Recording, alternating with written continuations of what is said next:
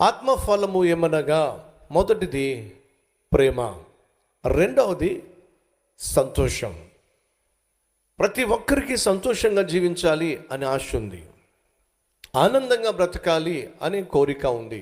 బైబిల్లో ఆనందం అనే మాట సుమారు 165 సార్లు లిఖించబడి ఉంది. సంతోషం అనే మాట సుమారు 195 సార్లు వ్రాయబడి ఉంది.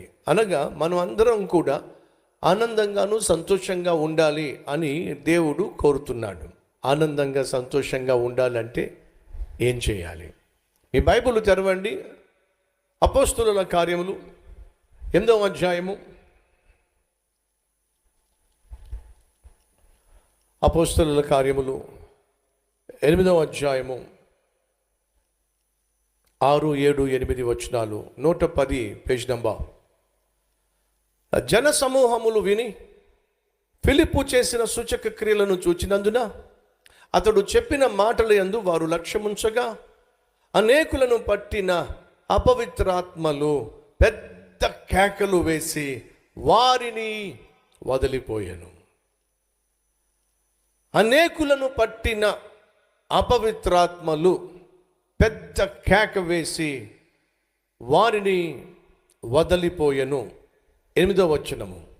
అందుకు ఆ పట్టణములో మిగుల సంతోషము కలిగెను. వారికి పట్టిన అపవిత్రాత్మలు వారిని విడిచిపెట్టెను కనుక వారిలో మిగుల సంతోషము కలిగెను. పాపముతో నిండిపోయినటువంటి పట్టణం, అపవిత్రతతో నిండిపోయినటువంటి పట్టణం, అపవిత్రమైనటువంటి ఆత్మల చేత ప్రేరేపించబడి నడిపించబడి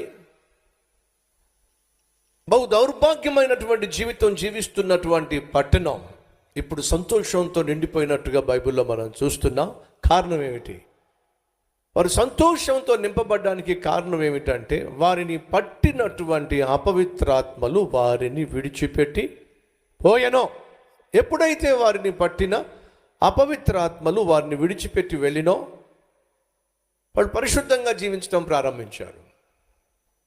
ఎప్పుడైతే వాళ్ళు పరిశుద్ధంగా జీవించడం ప్రారంభించారో వాళ్ళు సంతోషంగా ఉండడం ప్రారంభించారు.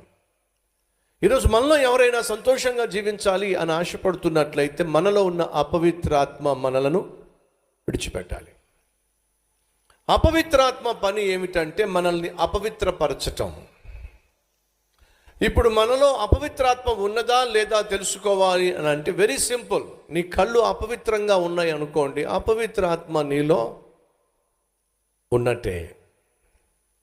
నీ చూపులు పవిత్రం కాదనుకోండి, నీ తలంపులు పవిత్రము కాదనుకోండి, నీ మాటలు పవిత్రము కాదనుకోండి, నీ ప్రవర్తన పవిత్రము కాదనుకోండి, నువ్వు అపవిత్రాత్మ చేత ప్రేరేపించబడి ఉన్నావు.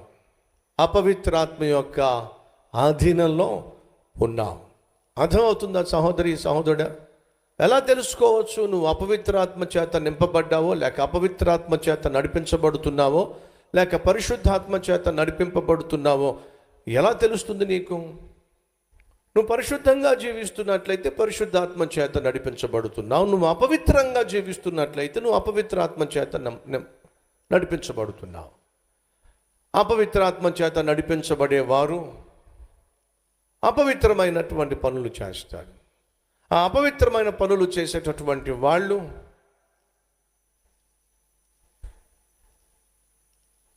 సంతోషాన్ని ఆనందాన్ని వాళ్ళు కోల్పోయి జీవిస్తారు.